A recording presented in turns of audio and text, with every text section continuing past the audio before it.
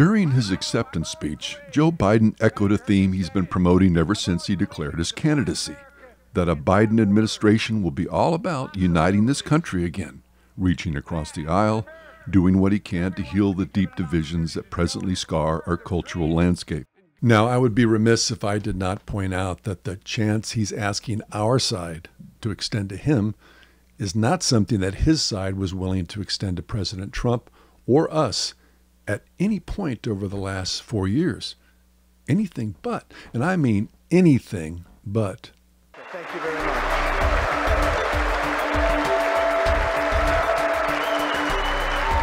I rise to support the impeachment of President Donald J. Trump, who compromised the public trust by betraying our nation's security.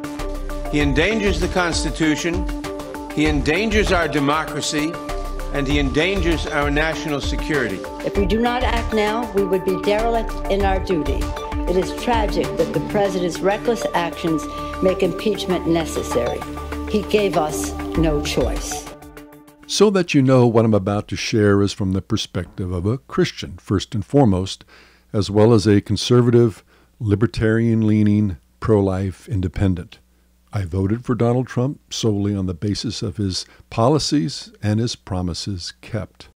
His personality, his tweets, his moral failures before entering office were far down the list by comparison. For those who may be offended by that, who think these areas should be of paramount importance, I'm sorry. But check out Oscar Schindler or General George Patton as just two examples. We view them now as heroes, but both had issues, shall we say, every bit as profound as Trump's.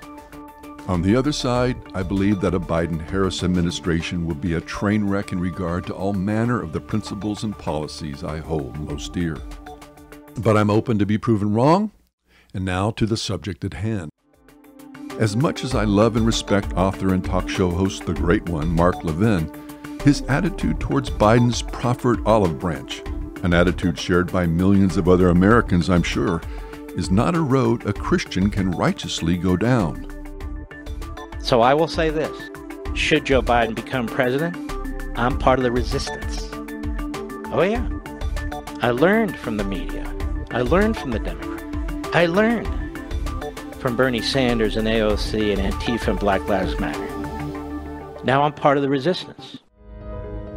As finite beings, we can't possibly get our minds around all the things Jesus accomplished on the cross.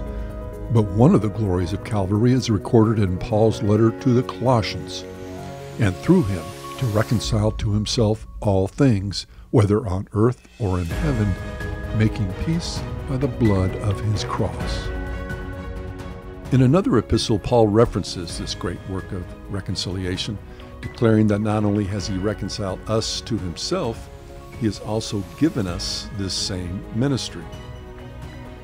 All this is from God, who through Christ reconciled us to himself and gave us the ministry of reconciliation. Or as Jesus put it during his famous Sermon on the Mount, "Blessed are the peacemakers, for they shall be called sons of God." So how do we make peace? How do we become channels of reconciliation? Well, among other things, by practicing radical forgiveness, by being willing in certain situations to take a blow to one cheek and not only not strike back, but to then turn and offer the other one.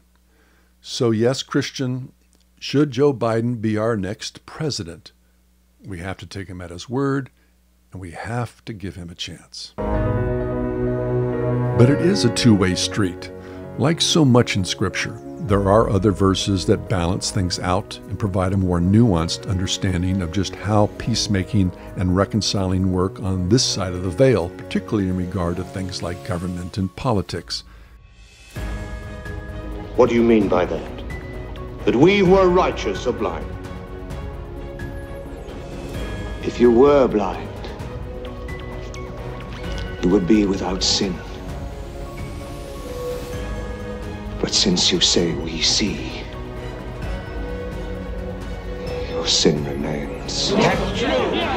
After all, Jesus has sent us out as sheep in the midst of wolves. Yes, in this we're to be as innocent as doves, but we're also to be wise, prudent, shrewd, thoughtful, and as discerning as a serpent, which to the Hebrew mind was the craftiest of all the beasts the Lord has made. So even as we offer our prayers and our desire for true unity and cooperation to Him, here are 4 things a President Biden can and must offer to us if he truly means to give peace and unity a chance.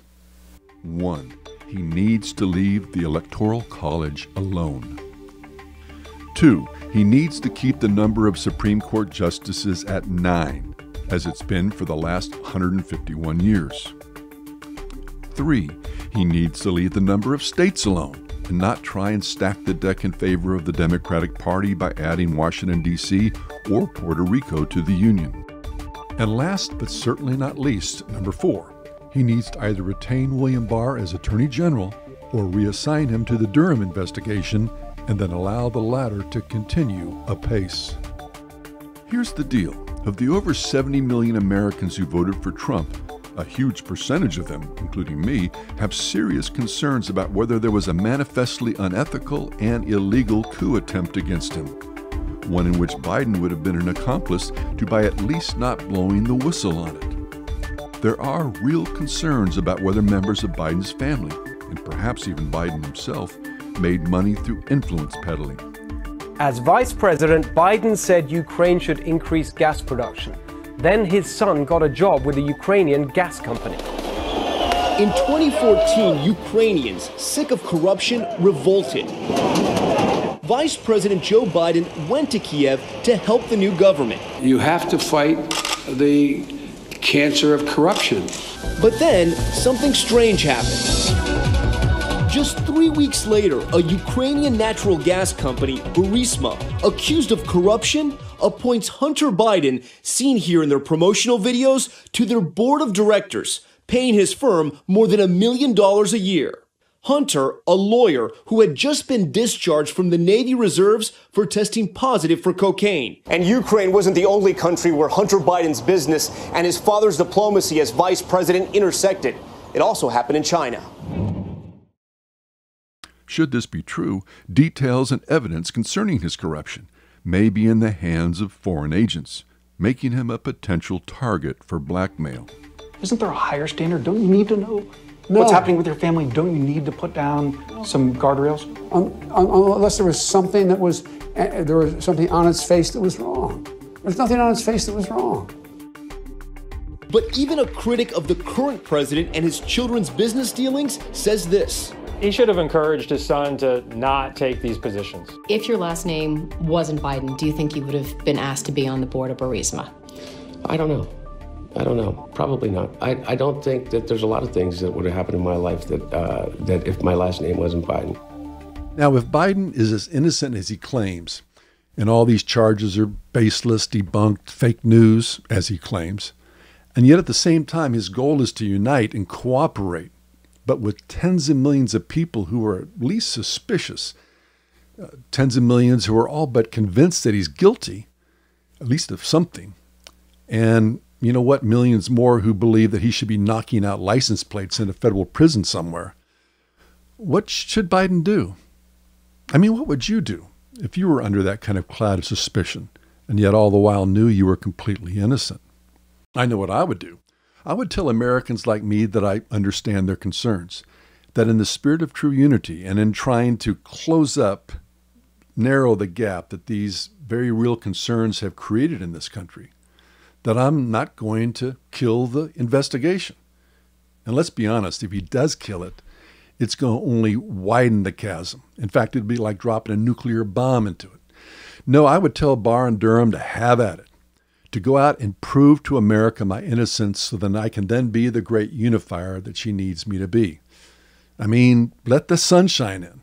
Shoot, I'd even donate my own money to a cause like that. I mean, I'm innocent, damn it, I'm innocent. And not only that, I've got a real thirst for justice. With love of country, a thirst for justice, let us be the nation that we know we can be. A nation united, a nation strengthened, a nation healed.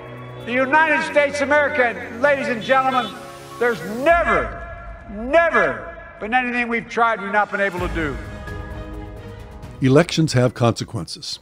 Should Joe Biden be our next president, he has every right to use the power of the office to enact certain policies, appoint certain people, anything he feels will make America a better place, and conversely, to get rid of those things that he thinks are a hindrance to it.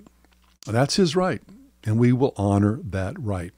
Not only that, we will turn the other cheek and extend to him in the office the respect and honor it's due, which, again, I'll remind you, was not something they ever did for President Trump.